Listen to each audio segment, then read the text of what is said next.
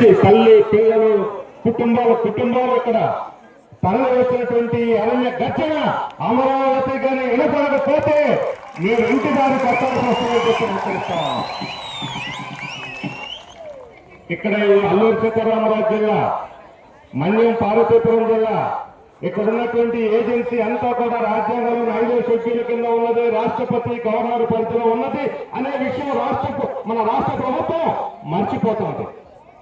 ఇక్కడ ఉన్నటువంటి ఏజెన్సీలో గ్రామ సభల అనుమతి లేకుండా, ప్రసాద్ చట్టం యొక్క అనుమతి లేకుండా, ప్రజల అనుమతి లేకుండా ఒక్క సెంట్ కూడా ప్రభుత్వం సైతం తీసుకోవడానికి హక్కు అధికారం లేదు. ఇది మీరు దృష్టిలో పెట్టుకోవాలి. మంచి సువాసనలు వెదజల్లి ఇక్కడ ప్రజలకి ఆహ్లాదాన్ని కల్పిస్తున్నటువంటిది. ఇక్కడ వరి, కాఫీ, మిరియాలు, ఇతర అన్ని రకాల పంటలు పండుతున్నాయి. ప్రజలు వాళ్ళ జీవనోపాధులు చేసుకుంటున్నారు. ఇక్కడ ఉన్నటువంటి ఆదివాసీ సంస్కృతి ఒక విభిన్నమైనటువంటి సంస్కృతి. ప్రజలను ఇక్కడ నుంచి ఇక్కడ ఉన్నటువంటి హరిత వనాలన్నీ కూడా నాశనం చేసి గ్రీన్ ఎనర్జీ తయారు చేస్తారట. గ్రీన్ ఎనర్జీ అంటే కరెంటు. ఈ కరెంటుకు రంగు ఉండదు.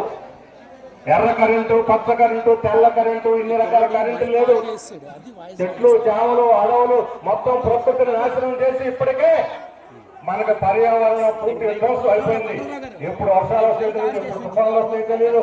ఉన్నటువంటి ఈ ప్రకృతిని కూడా నాశనం చేసి ఈ భూగోళాన్ని దెబ్బతీయడానికి వాళ్ళ లాభాపేక్ష కోసం, వాళ్ళ స్వలాభం కోసం భూగోళాన్ని సైతం, భూమాతను సైతం హింసిస్తున్నది ఈ ప్రభుత్వాలు, కార్పొరేట్ శక్తులు అని చెప్పిన విషయం నేను మర్చిపోవచ్చు.